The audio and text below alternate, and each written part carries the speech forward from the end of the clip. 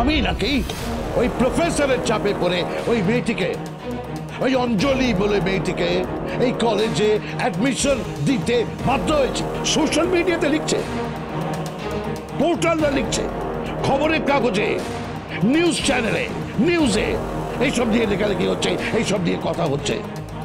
আমার মাথা নিচু হয়ে যাচ্ছে, আমার ইগো হার্ট হচ্ছে। আপনি বুঝতে পারছেন? আমি বুঝতে পারছি স্যার, প্লিজ আপনি মাথা ঠান্ডা করুন। আরে কি মাথা ঠান্ডা করবো?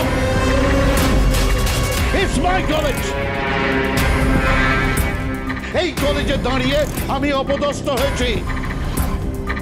জাস্ট কি সামান্য একটা বায়োলজি প্রফেসর, সে আমাকে তুড়ি মেরে উড়িয়ে দিল, আমাকে ইনসাল্ট করলো, আর আপনারা চুপ করে বসে আছেন। স্যার, উনি শুধুমাত্র প্রফেসর নন, প্লিজ আপনি এভাবে বলবেন না। আমাদের প্রফেসরদের খুব খারাপ লাগে। মেয়েটি একদম ইয়াং, সবেমাত্র কলেজে অধ্যাপনা করতে এসেছে। ও খুব ট্যালেন্টেড, এমনকি ও যে মেয়েটির জন্য লড়ছে সেও খুবই ট্যালেন্টেড, ও পড়াশোনায় খুব ভালো। আমি বলছি স্যার, কলেজ একদিন ওকে নিয়ে গর্ব করবে। Damn it! কলেজ গর্ব করবে? খুলে দেখুন, প্রিভিয়াস রেকর্ড কলেজের খুলে দেখুন। গর্ব করার মতো সেখানে অনেকেই ছিল, অনেকেই ছিল। আমি জানি স্যার, কিন্তু তারা সমস্ত নামি দামি টিউটোরিয়ালে যায়,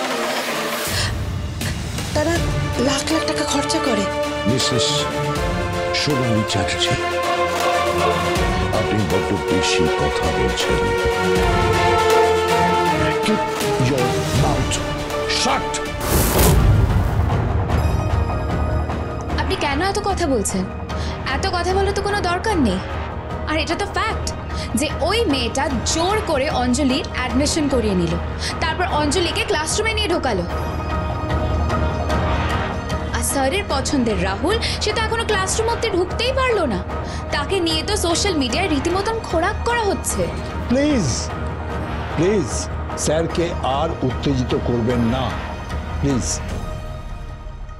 mister Chatterjee, please don't mind. আমি পার্সোনালি ব্যাপারটা দেখছি। হ্যাঁ, কি দেখবেন আপনারা? কি দেখবেন স্যার? কিছু তো দেখার নেই। এইটুকু কিন্তু প্রমাণ হয়ে গেছে যে প্রফেসর বিদ্যা ব্যানার্জি যে কোনো কারোর সামনে দাঁড়িয়ে স্ট্রংলি অপোজ করতে পারে,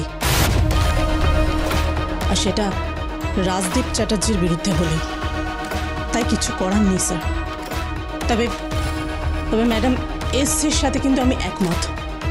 আমারও কিন্তু মনে হয় যে ওই অঞ্জলি রয় মেয়েটা কিছু একটা করে দেখাবে, আর তখন এই পুরো কলেজ ওকে নিয়ে গর্ব করবে। প্রফেসর বিদ্যা ব্যানার্জি, সোম থেকে রবি প্রতিদিন রাত 8:30টায় স্টার জলসায়, জিও হটস্টারে।